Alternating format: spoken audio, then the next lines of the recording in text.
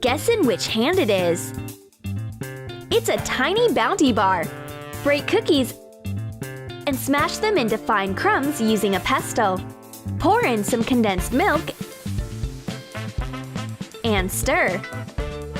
Add some grated coconut. Shape 2 oval candies out of the prepared mix on parchment paper. Melt dark chocolate and pour it on top of the candies. Spread the chocolate over the entire surface using a stick. Print out a small Bounty bar label. Fasten it with double-sided tape.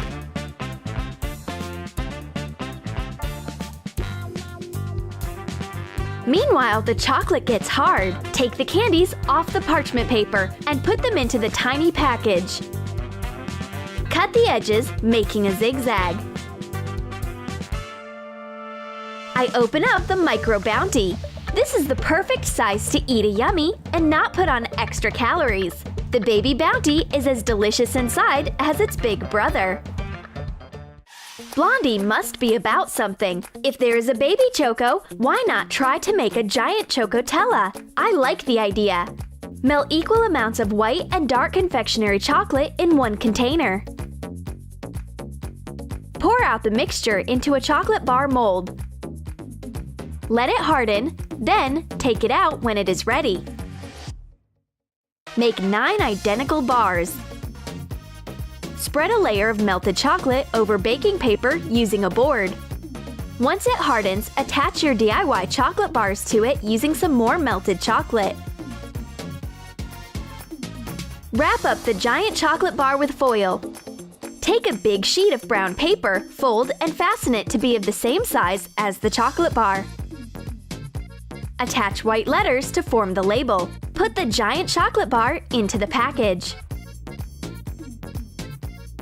This bar of chocolate is really hard. One person can neither hold it nor eat it. A whole team is needed to finish it. This is not just a bar of chocolate, it's a whole paradise for chocoholics. Is a jar of chocolate spread way too big to take along? Curly Sue has made a miniature version of Nutella. Cover the cap of any empty glitter container with white acrylic paint. Cut a piece of a label out of a Nutella and Go package and attach it to the container. Put in the chocolate spread. Put on the cap. This mini container is so comfy, it will fit into any bag. You may even put it into a pocket. A secret chocolate snack will always be on hand. Is Curly Sue feeling unhappy? I bring muffins for any taste to cheer her up. A regular one and a gigantic one. Choose which one you like the most. Mix dry ingredients. 3 cups of flour, 3.5 ounces of confectionery chocolate, 1 teaspoon of vanilla, 1 cup of sugar, and 0.6 ounces of baking powder. Take 8 eggs and separate the whites from the yolks. Add half a cup of sugar to the whites and whip them to make foam. Whip the yolks with half a cup of sugar in the same way.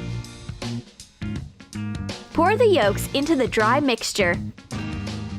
Add half of the whites and mix it. Then put in the rest of the whites. Smear a baking mold with vegetable oil or butter. Pour in the dough and bake it at 356 degrees Fahrenheit for around 1 hour. Turn over the mold and remove the muffin. You will need whipped cream colored with food colorings for the cream. Shape the cream into a spiral pattern. Add sweet embellishments and candies on top of the cream to decorate the muffin. Curly Sue, meet the great muffin! You can beat any depression with its fabulous cream dress. And the muffin itself can supply us with food for a whole week. The girls can barely move after the huge amount of sweets they've eaten. The Sweet Tooth Society meeting is over. Did you like our giant and tiny sweet ideas? Then write in your comments which you liked the most, a giant muffin or teeny donuts.